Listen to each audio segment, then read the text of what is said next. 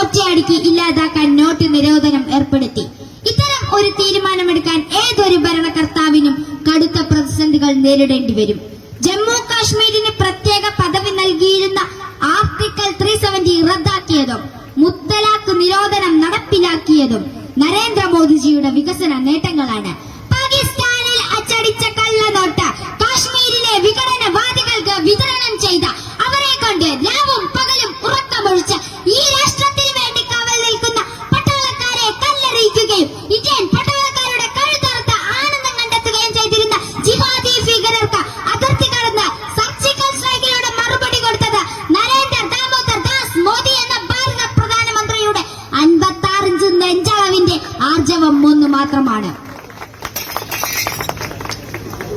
അതിർത്തിയിൽ ഇന്ത്യൻ പട്ടാളക്കാരെ കൂട്ടക്കരുതി ചെയ്യുമ്പോൾ, അവരുടെ മൃതദേഹം പോലും വികൃതമാക്കി അനാദരവ് കാട്ടുമ്പോൾ, ഇങ്ങ് ഡൽഹിയിലെ AC മുറിയുടെ സുഖശീതളിന്മേലിരുന്നു കൊണ്ട് പാകിസ്ഥാനിലേക്ക് കത്തെഴുതി മറുപടിയും കാത്തിരിക്കുന്ന പ്രധാനമന്ത്രിമാരുടെ കൂട്ടത്തിൽപ്പെടുന്ന ആളല്ല നരേന്ദ്രമോദി എന്ന് പാകിസ്ഥാന് മനസ്സിലായി. ചൈനയ്ക്ക് വേറെ കുറെ കാര്യങ്ങൾ മനസ്സിലായി തുടങ്ങി. തങ്ങളുമായി അതിർത്തി പങ്കിടുന്ന എല്ലാ രാജ്യങ്ങളുമായും അതിർത്തി പ്രശ്നം വെച്ച് പുലർത്തി അശാന്തി സൃഷ്ടിച്ചിരുന്ന ചൈന എന്നാൽ മോഡിയുടെ പ്രധാനമന്ത്രി പദത്തിലേക്കുള്ള വരവിന് മുൻപ് നിരന്തരം ഇന്ത്യൻ അതിർത്തിയിലേക്ക് കടന്നു കയറി നിർമ്മാണ പ്രവർത്തനം നടത്തിയിരുന്നത് നാം ഓർക്കേണ്ടതുണ്ട്. ആൾബലവും വമ്പൻ ആയുധ ശേഖരവും കൊണ്ട് എന്നും ഭാരതത്തെ ഭയപ്പെടുത്താൻ ചൈന ശ്രമിച്ചിരുന്നു. എന്നാൽ മോഡിയുടെ വരവോടെ കഥ മാറി.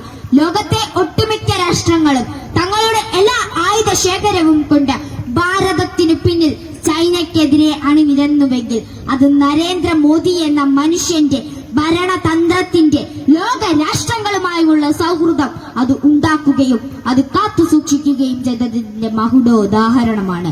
ലോകം മുഴുവൻ ഭാരതത്തിന്റെ പ്രധാനമന്ത്രിയെ ലോക നേതാവായി അംഗീകരിച്ചു കഴിഞ്ഞു.